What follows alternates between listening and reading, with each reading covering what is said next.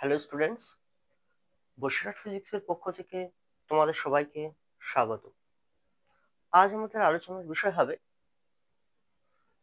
একমাত্রিক গতি বা ওয়ান ডাইমেনশনাল মোশন এই চ্যাপ্টার সম্পর্কে। এই চ্যাপ্টারে কেমন ধরনের অঙ্ক ডব্লিউবি জোড়াবলী বা নিটের ক্ষেত্রে খুবই গুরুত্বপূর্ণ সেই সম্পর্কিত আলোচনা। আজকের ভিডিওটি খুব গুরুত্বপূর্ণ হতে চলেছে। ওয়ান ডাইমেনশনাল মোশন এই চ্যাপ্টারে অঙ্ক করতে গেলে আমাদের কিছু বেসিক সূত্রের প্রয়োজন, যেগুলো হলো এস এস মানে অতিক্রান্ত দূরত্ব সমান ভি ইন্টু টি, যেখানে ভি হলো ভেলোসিটি, টি হলো টাইম। বস্তু যখন সমবেগে গতিশীল থাকবে তখন আমরা এই সূত্র অ্যাপ্লাই করব।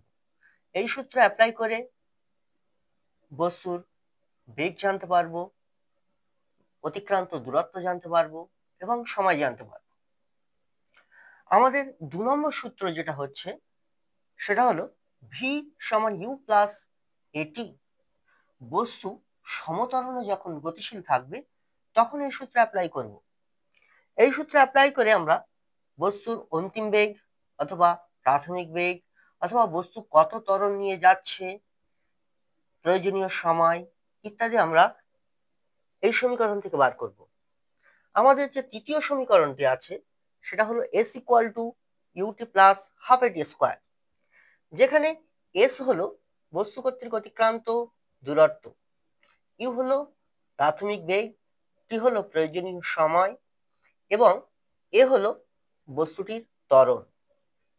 আমাদের 4 নম্বর সূত্রটি হচ্ছে V square equal to U square plus 2as, যেখানে ভি হলো বস্তুটির অন্তিম বেগ, ইউ হলো বস্তুটির প্রাথমিক বেগ, এ হলো বস্তুটির ত্বরণ এবং এস হলো বস্তু কর্তৃক অতিক্রান্ত দূরত্ব। আমাদের 5 নম্বর সূত্রটা ইম্পর্টেন্ট খুবই, এস এন অর্থাৎ এনতম সেকেন্ডে অতিক্রান্ত দূরত্ব। এনতম সেকেন্ড বলতে আমরা বুঝবো যে 7 সেকেন্ডে একটা বস্তু দূরত্ব গিয়েছে, 8 সেকেন্ডে একটা বস্তু দূরত্ব গিয়েছে।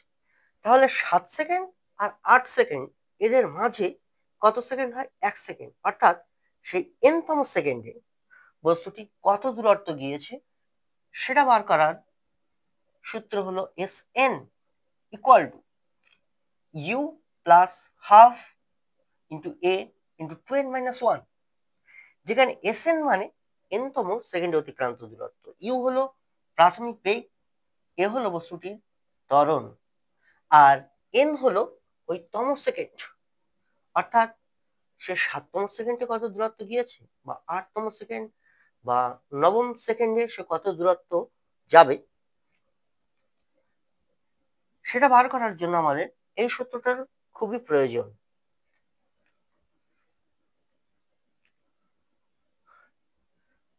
এরপর আমরা আগে সূত্রগুলো জানবো, তারপর বিভিন্ন সমস্যা সংক্রান্ত আলোচনা করব।